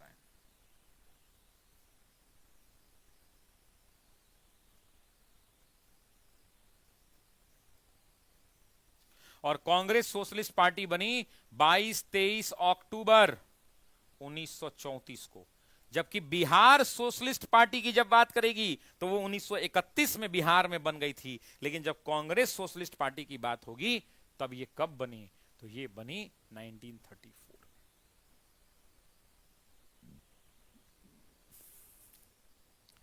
ये हैं आपके शशि सर, ऐसे ही नहीं शशि सर कहे जाते। तो आज तक मुझको बताइए कितने लोगों को पता? अब लोग रट लेते हैं कि कांग्रेस सोशलिस्ट पार्टी बन गई। आपको सोचना चाहिए कि भाई ये विचारधारा जो है सविनय, ये आदमी जवाहरलाल नेहरू के साथ अचानक से वामपंथी कैसे विचारधारा से प्रेरित हो गए?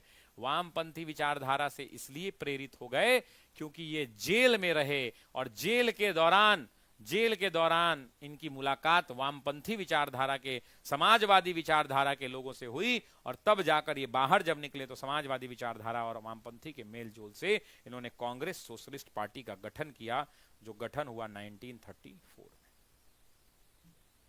ये थे जयप्रकाश नारायण। समझ में आया? याद रहेगा? बिहार सोशलिस्ट पूछे तो 1931, 1931। और कांग्रेस सोशलिस्ट पूछे तो 1934 का अक्टूबर का महीना। टीआरई 3 में पूछा मई, लोगों ने मई 1934 मार दिया। मई नहीं होगा, अक्टूबर होगा। अखिल भारतीय स्तर पर जब कांग्रेस की बात आएगी तो सभी लोग याद रखिएगा, मई मत टिक कीजिएगा। बहुत लोगों का टीआरई 3 में गलती हुआ है। जो कहानी मैंने बताई यही उसकी कहानी है। और 1931 में 1934 में अक्टूबर महीने में हुआ। अब ये याद रहेगा आप लोगों को? बताइए, याद रहेगा? अब आजाद दस्ता की बात हो रही थी, इसकी तो बात ही नहीं हो पाई। अब क्या होता है कि भारत छोड़ो आंदोलन के दौरान आपको पता है कि ये कौन से जेल में भेजे जाते हैं? जयप्रकाश नारायण। तो जयप्रकाश नारायण जो है साथियों हजारीबाग जेल में भेजे जाते हैं। कौन से जेल में? तो जयप्रकाश नारायण हजारीबाग जेल में भेजे जाते हैं। और जब ये हजारीबाग जेल भेजे जाते हैं तो सभी लोग एक डेट कमेंट करेंगे, 8 नवंबर 1942। 8 नवंबर 1942 को दीपावली का त्यौहार होता है। कौन सा? दीपावली का पर्व होता है। और इसी दीपावली के पर्व पर ये जेल से भाग निकलते हैं। और जब ये जेल से भागते हैं तो भागकर सबसे पहले नवादा जाते हैं। नवादा में पेड़ के पीछे छुपते हैं जंगलों में। उस जंगल का नाम जयप्रकाश नारायण जंगल है। नवादा से ये गोरखपुर जाते हैं और गोरखपुर के रास्ते ये नेपाल में दाखिल हो जाते हैं। नेपाल में राजविलास की पहाड़ियां हैं। कौन सी पहाड़ियां? तो राजविलास की पहाड़ियां। एग्जाम में पूछता है तो ध्यान रखिएगा।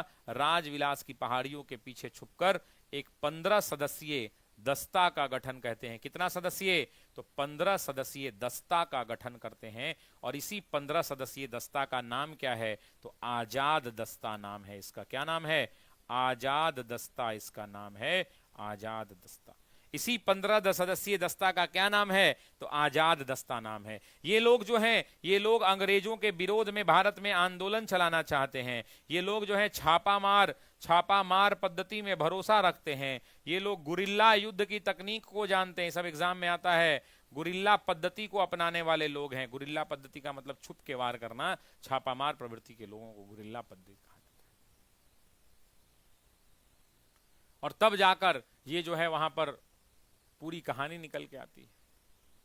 और कहानी मैं आपको पढ़ा ही चुका, तो बहुत ज्यादा इसमें बताने की मुझे आवश्यकता नहीं है। अगर आप कहिएगा तो बताएंगे, नहीं तो छोड़ देंगे। अब एक सवाल आता है कि जयप्रकाश नारायण जेल से जब भागे तो इनके साथ कौन था? एग्जाम में एक सवाल आता है कि जयप्रकाश नारायण, साफ में लिख देता हूं नहीं तो आप कहेंगे कि सर ने बताया नहीं, बेईमानी हो जाएगी। जयप्रकाश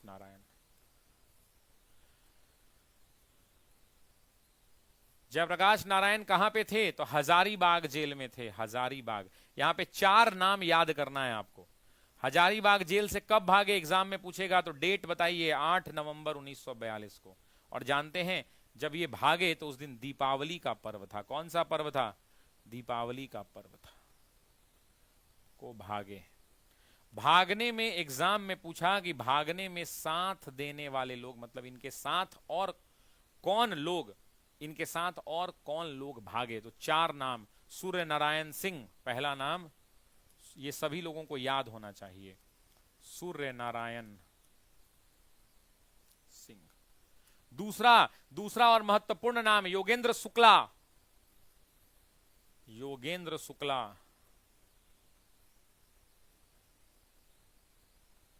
बिहार के एक बड़े नेता शालिग्राम सिंह।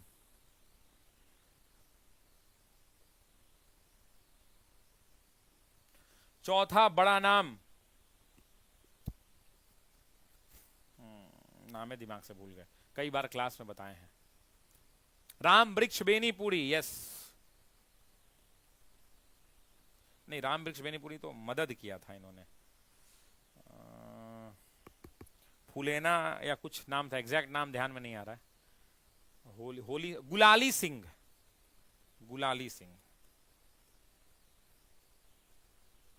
और एग्जाम में एक सवाल पूछेगा कि इन चारों को भागने में मदद किसने की? बहुत फेवरेट सवाल है ये। भागने में, जेल से भागने में मदद किसने की?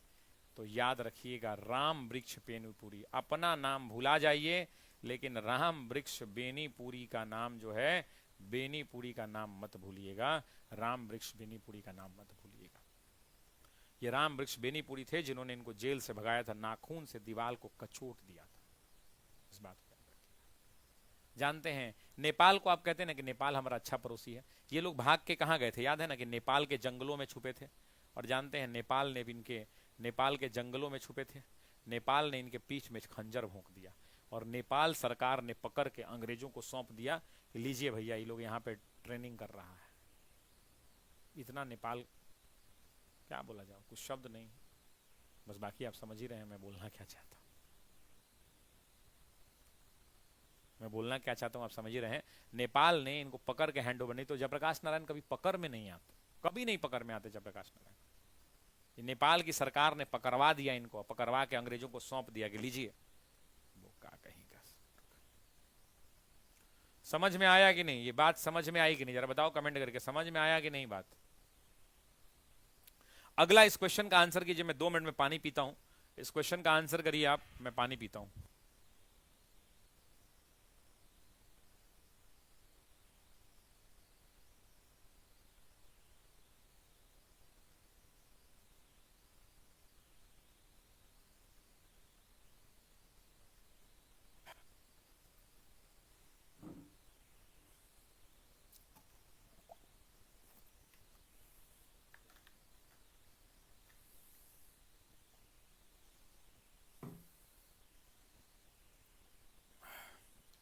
बी बहुत सारे लोग आंसर कर रहे हैं, लेकिन कितने लोग हैं जो कह रहे हैं कि बी उत्तर होगा?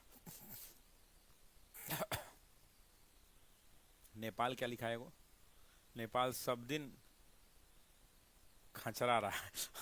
अनमोल रतन ठाकुर, अनमोल भाई लिख रहे हैं कि नेपाल सब दिन खचरा रहा है। बात तो अनमोल तो ठूके कहता रहा कि नेपाल हर बहुत दिन खचरा था।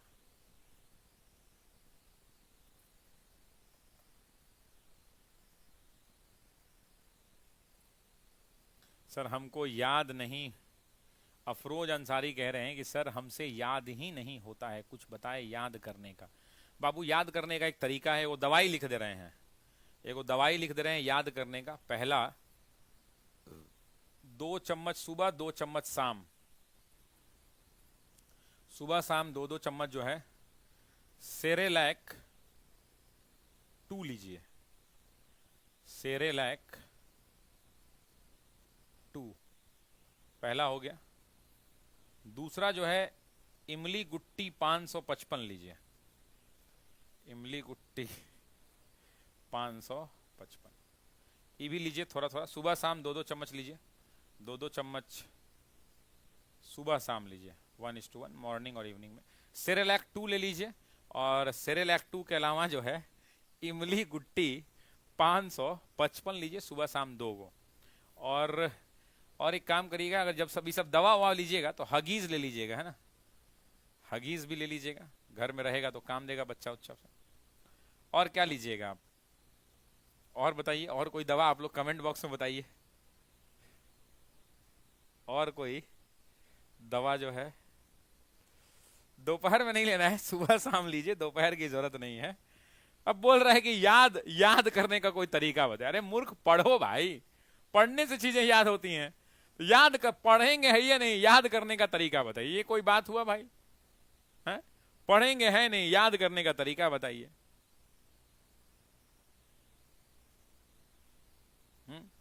पढ़ेंगे है नहीं और याद करने का तरीका। तो सेरेलैक लीजिए सुबह शाम 2 चम्मच, इमली गुट्टी लीजिए 555 2-2 चम्मच, है ना। वो का कहीं का याद करेंगे नहीं, याद करने का तरीका बताइए, शॉर्टकट है।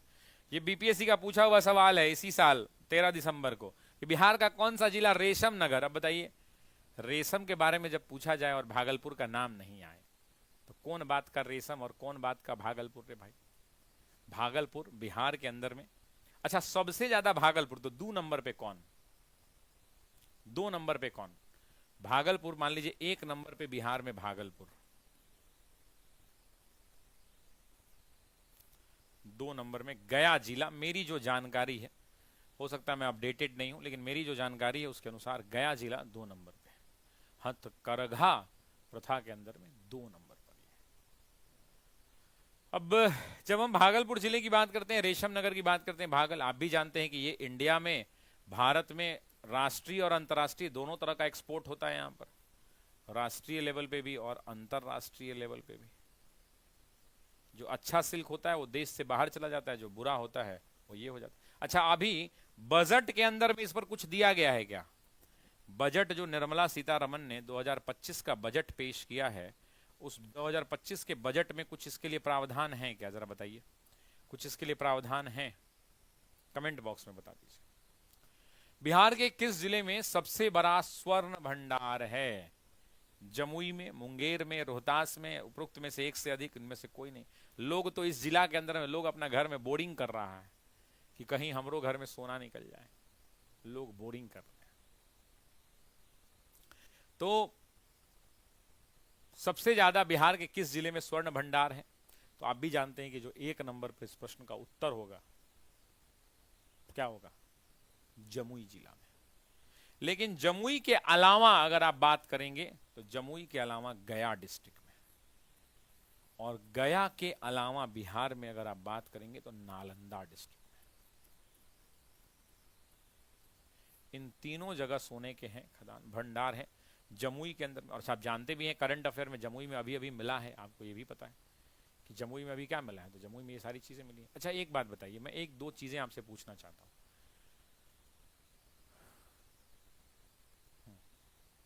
नवंबर 2024 में एक डेटा आया है, नवंबर 2024 में, वो डेटा मैं याद करवा देता हूं, करंट अफेयर में भी आपका काम कर जाएगा, करंट अफेयर में भी वो आपका क्या हो जाएगा, काम कर जाएगा।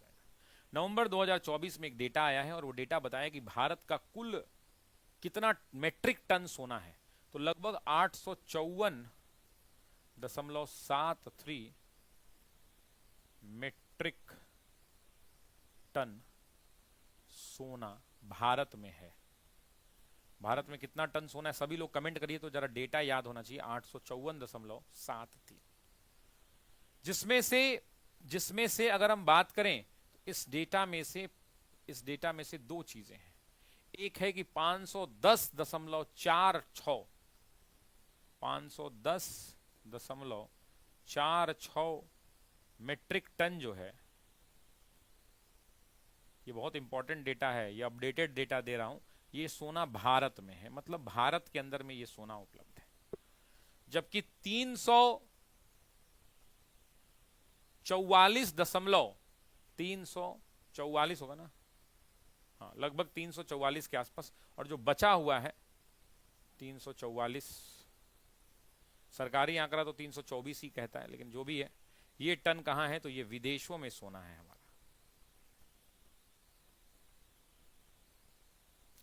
अब एक बात और समझिए कि भारत में जो स्वर्ण अयस्क के भंडार हैं,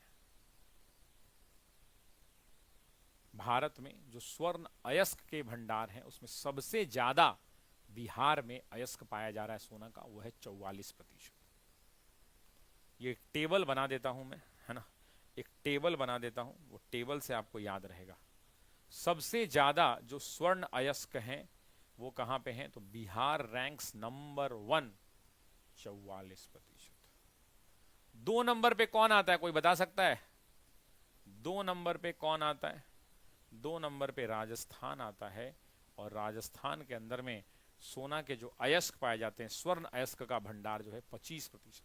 कर्नाटक में एक जगह है कोलार, कर्नाटक में एक जगह है कोलार गोल्ड माइंस, आपने नाम सुना होगा, वो है 21%, 21।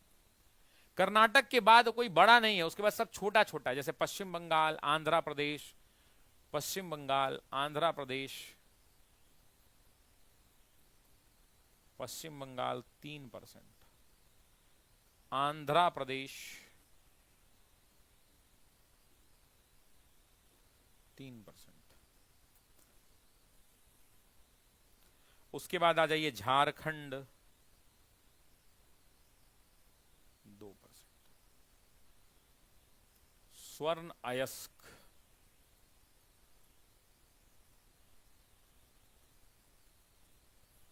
भंडार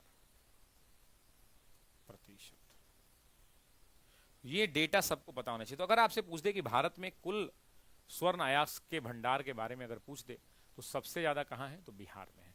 अच्छा एक सवाल यहां पे ना मैं इकोनॉमिक्स का पूछना चाहता हूं कि भारत के अंदर में स्वर्ण भंडार को मैनेज कौन करता है, बताइए तो जरा। मैं आंसर तो आप सब लोग दे देंगे, लेकिन भारत के अंदर में स्वर्ण अयस्क के भंडार को भारत में कौन मैनेज करता है, कौन?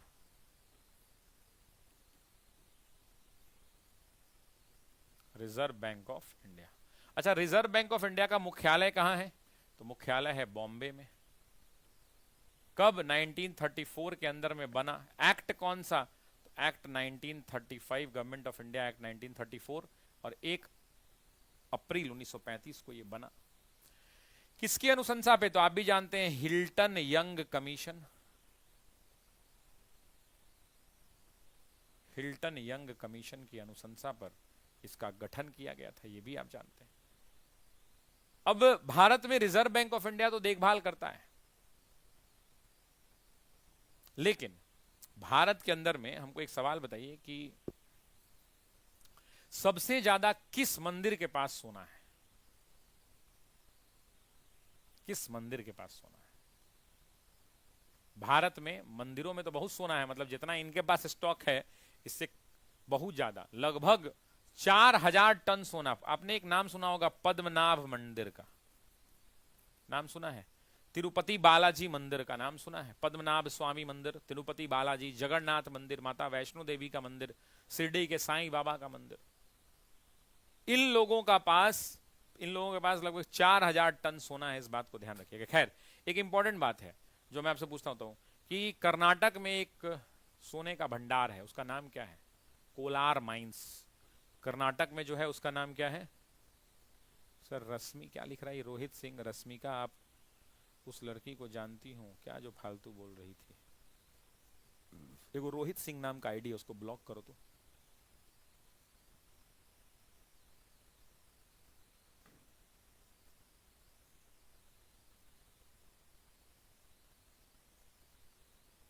ब्लॉक करो रोहित सिंह नाम के आईडी को। ससुरा पढ़ कम रहा है, बकबक ज्यादा कर रहा है, इसको ब्याह करना है। उनको जानती हैं, इनको जानती हैं। हम मान लिए बाबू कि तुम कलुआ हो, हम मान लिए कि तुम कलुआ हो रोहित सिंह।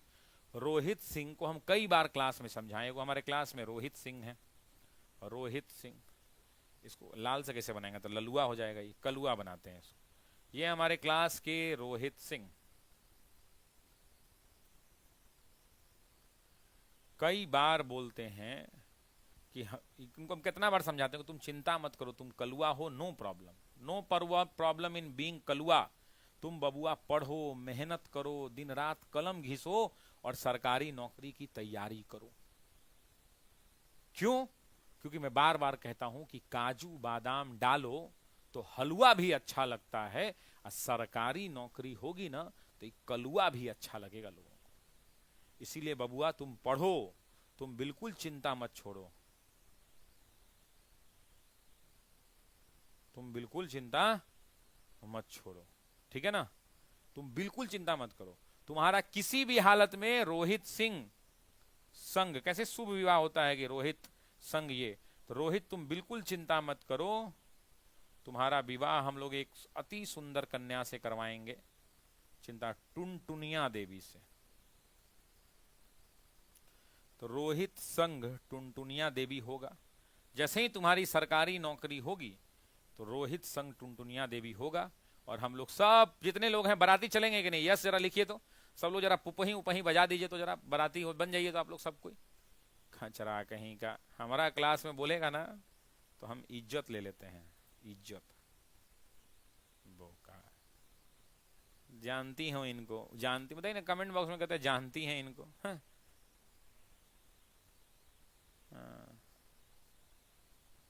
बोका कहीं का, ब्याह करा देंगे टुनटुनिया देवी से। आप लोग कितना आदमी बारात चलिएगा ये बताइए हमको? आप में से कितना आदमी हैं जो बारात चलेंगे? ये बताइए हमको, कितना आदमी बताइए। चलिए एक और सवाल लेते हैं।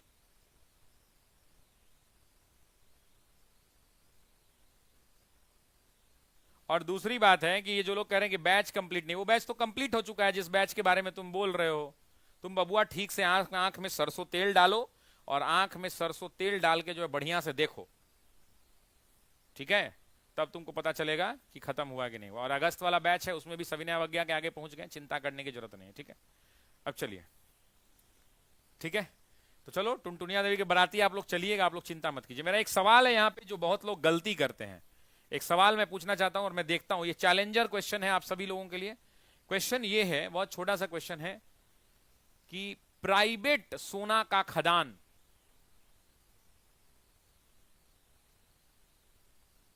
का नाम क्या है जो तेलंगाना की सीमा पर है? प्राइवेट मतलब निजी होता है ना, प्राइवेट सोना के खदान का नाम क्या है? आपको इतना हिंट दे देता हूं कि आंध्रा और तेलंगाना के बॉर्डर पर है, और ये एग्जाम का पूछा हुआ सवाल है कि निजी स्वामित्व वाले सोने का खदान, क्या आंसर होगा? जोनागिरी गोल्ड माइन। कौन सा? जोनागिरी गोल्ड माइन।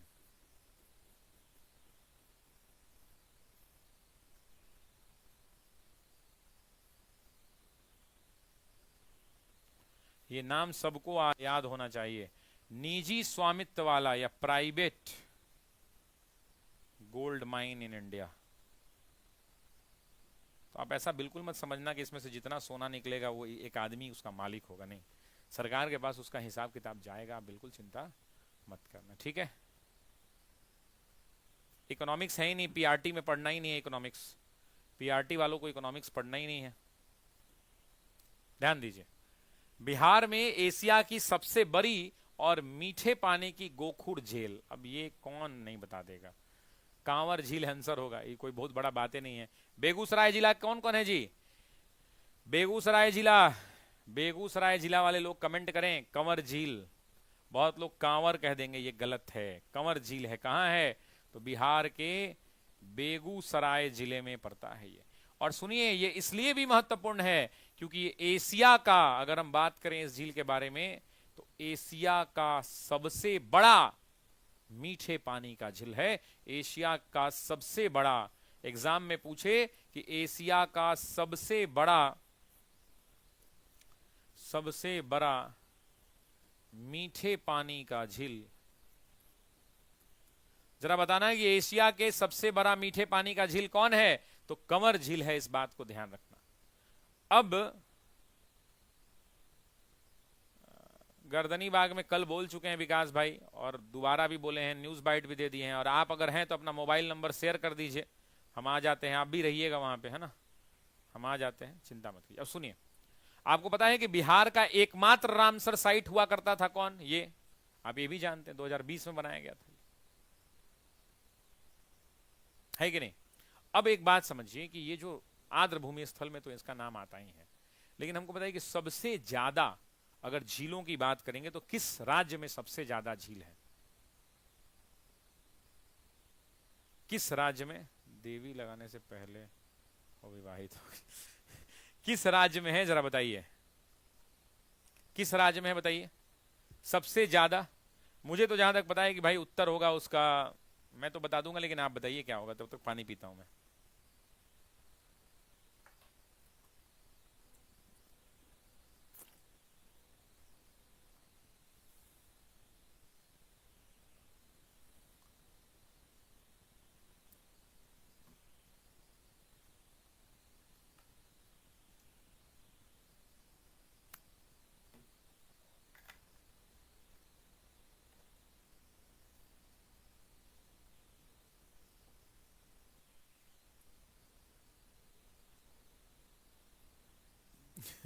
सुनिए, अगर सबसे ज्यादा की बात करते हैं तो बहुत सारे जगहों में है, लेकिन मैं एक जगह का नाम याद है मुझे, मैंने जहां का याद किया था वो है राजस्थान। मैं ये नहीं कह रहा हूं राजस्थान, राजस्थान में बहुत सारी झीलें हैं, जैसे 5 झीलों का नाम आपको याद होना चाहिए: जयसमंद झील, पिझोला झील, आना सागर झील, बाल समंद झील, सागर झील, फतेह सागर झील और दूध तलाई झील। उत्तराखंड में भीमताल, आपको पता ही होगा, उत्तराखंड के अंदर में। लद्दाख में आपको ही पता है पैंगोंग तो झील। जम्मू कश्मीर में आपको पता है डल है और वूलर झील है। उड़ीसा में सबसे फेमस चिल्का झील, केरल में वेमनाड झील, अष्टमुडी झील, मणिपुर में लोकटक, किसको नहीं पता लोकटक, हिमाचल में गोविंद सागर झील, बिहार में कंवर झील, बहुत सारे झीलें झील है, आप चिंता मत दीजिए, है ना। आइए नेक्स्ट। 1931 में बिहार सोशलिस्ट पार्टी का गठन किसने किया? अब देखिए एक बात समझिए, मैंने बताया कि 1931 के अंदर में कौन सा सोशलिस्ट पार्टी बना, देखो यहीं पे दूर कर देता हूं कंफ्यूजन, एक बहुत अच्छी बात आई है, देखो 1931 के अंदर में एक बनी जिसका नाम था बिहार सोशलिस्ट पार्टी, ठीक है। और एक और बात सुनो, यहीं पे बताता हूं, 1934 में बनी बिहार नहीं, कांग्रेस सोशलिस्ट पार्टी।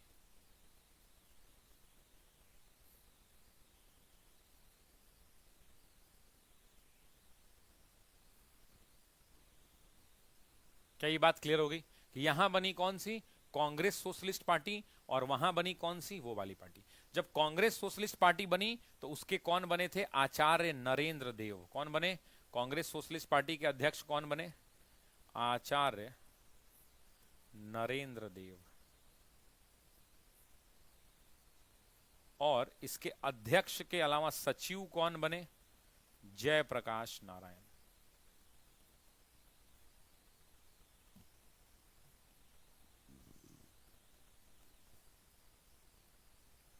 अब सुनो, बिहार वाली जो सोशलिस्ट पार्टी है इसके अध्यक्ष बने फूलन प्रसाद वर्मा, ये अध्यक्ष बने, और इसके सचिव बने जयप्रकाश नारायण।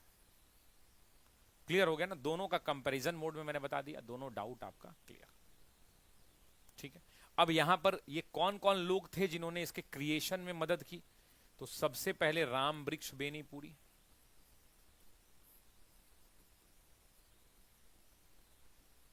उसके अलावा बिहार का दो बड़ा नाम, गंगा शरण सिन्हा जिनके घर पे ये रुकते थे, और फूलन प्रसाद वर्मा, तो वो तो है ही यहां पे। उसके अलावा रामानंद मिश्रा, तो गंगा शरण सिन्हा,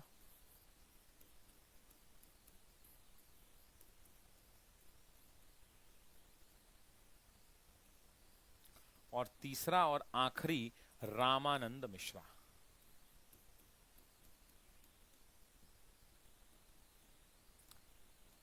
ये तीन लोग जो हुआ करते थे, ये तीन और ये दो, पांच लोगों ने मिलकर, इन्हीं पांच लोगों ने मिलकर बिहार सोशलिस्ट पार्टी का गठन 1931 में पटना में किया था।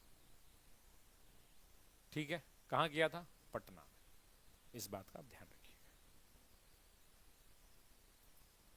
ऑफलाइन क्लास कैसे करेंगे, ऑफलाइन पटना पहुंच के कीजिएगा गौरी शंकर जी। पटना पहुंच के आप क्या करेंगे, तो पटना पहुंच के ऑफलाइन करेंगे। ठीक है, ध्यान रहेगा।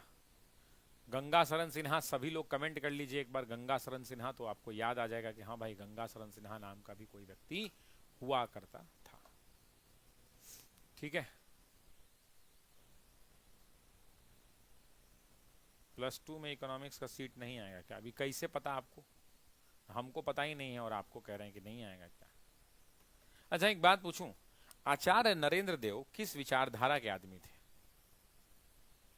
तो आपको मैंने बता दिया था कि मीनू मसानी हैं, इनके साथ अछुट्ट पटवर्धन हैं, मीनू मसानी हैं, राम मनोहर लोहिया हैं, तो समाजवादी नहीं थे, मार्क्सवादी विचारधारा के व्यक्ति थे।